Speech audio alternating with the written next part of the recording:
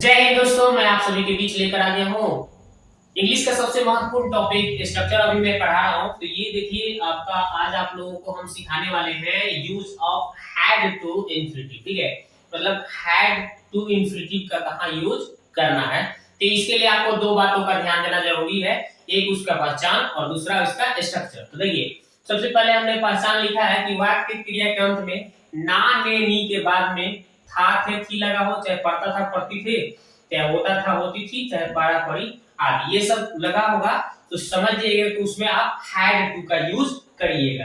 ठीक है, तो देखिए यहाँ पर अफर्मेटिव सेंटेंस का यहाँ पे सूत्र हम लिखे हैं subject plus had plus to plus V one plus object. ठीक है, सॉरी यहाँ पे देखिए नेगेटिव के लिए हमने लिखा है सब्जेक्ट के बाद had plus not plus to plus V one plus object, और इंट्रोगेटिव के लिए had plus subject plus to plus V one plus object plus question mark, और इंट्रोगेटिव नेगेटिव जो क्या और नहीं जिसमें लगा रहता है वाक्य में उसको हम लोग had plus subject plus not plus to plus V one plus object plus question mark, और यहाँ पे डब्ल्यू एच क्यू जो वर्ड W और H से शुरू होता है ना, जैसे बीच में वाक्य में कब कहाँ कैसे लगा होता है, तो उसका वर्ड हम WHQ उसको वर्ड बोलते हैं, उसको पहले लिखेंगे, फिर हैड, फिर सब्जेक्ट नहीं होगा तो नॉट लगाना, फिर टू, फिर V1, फिर ऑब्जेक्ट, फिर क्वेश्चन मार्क।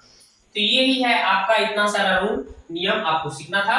अब चलिए हम लोग एग्जांपल देखते हैं कैसे हम लोग इसको ट्रांसलेट करते हैं। ठीक है, तो देखिए यहाँ पे हमने सबसे पहले लिखा है कि मुझे घर जाना था, मुझे घर जाना था, तो इसको अफर्मेटिव का यूज करेंगे। सब्जेक्ट पहले लिखेंगे, मुझे क्या आई हो गया, उसके बाद सब्जेक्ट हो गया, उसके बाद हैड लगाना है।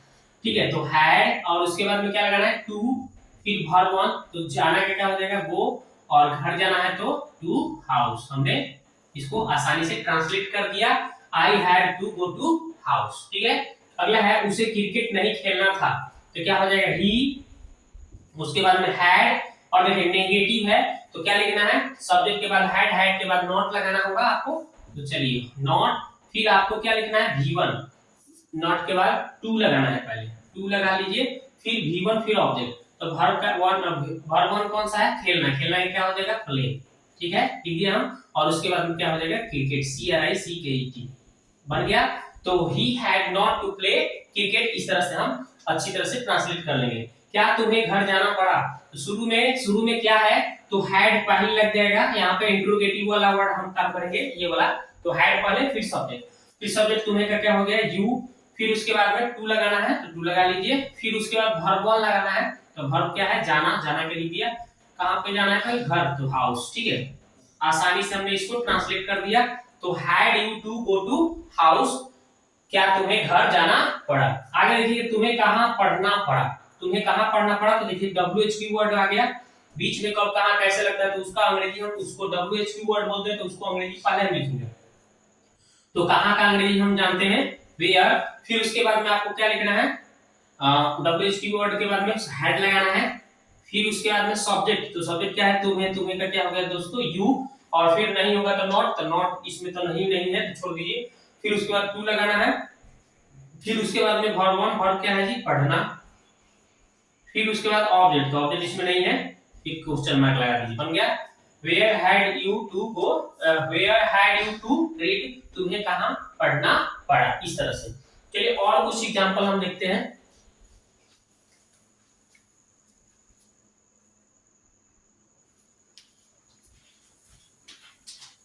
तो आप देखिए दोस्तों इसको हम लोग कैसे ट्रांसलेट करते हैं, क्या राम को काम नहीं करना पड़ा, तो शुरू में क्या आ गया और बीच में नहीं आ गया, यानी इंट्रोगेटिव नेगेटिव फार्मूला हम लगाएंगे।